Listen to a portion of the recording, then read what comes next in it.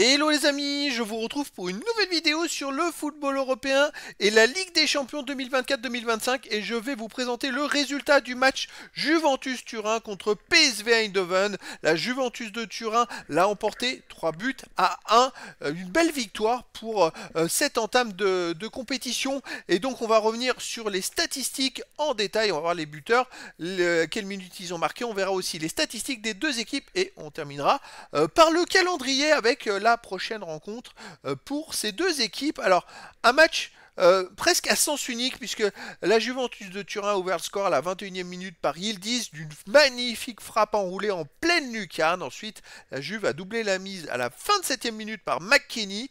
Donc à la mi-temps, il y avait 2 buts à 0. 52e minute, troisième but de la Juventus de Turin marqué par Gonzalez.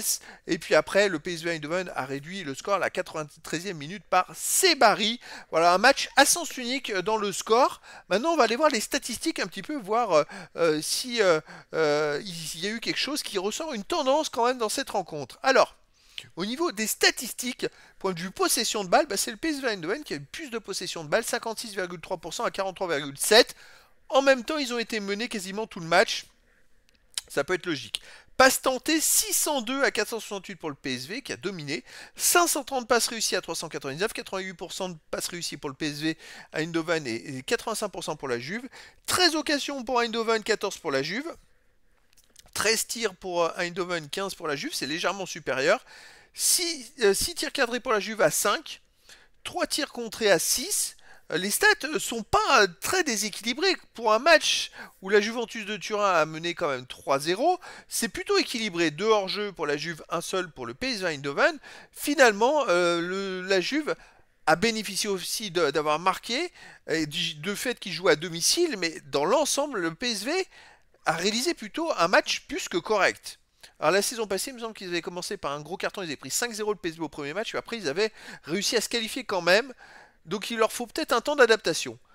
Les autres stats, on a 2 corners pour la Juve, 4 pour le PSV, donc plus pour le PSV, 24 centres à 12 pour le PSV qui est en avance, 11 interceptions à 7 pour le PSV, 17 tacs partout, c'est équilibré, 43 duels gagnés par la Juve, 37 par le PSV Eindhoven, les arrêts 4 pour la Juve, 3 pour Eindhoven, les fautes 7 pour la Juve, 6 pour Eindhoven, c'était un match plutôt propre, pas de carton, et donc voilà, un match finalement gagné par la Juventus de Turin très facilement, alors que d'un point de vue statistique finalement, c'était plutôt équilibré. Alors maintenant, on va peut-être regarder un petit peu, on va faire un focus sur la prochaine journée, le prochain match pour ces deux équipes. Alors la Juventus de Turin jouera son deuxième match le 2 octobre prochain à 21h et il jouera la Juventus de Turin à RB Leipzig.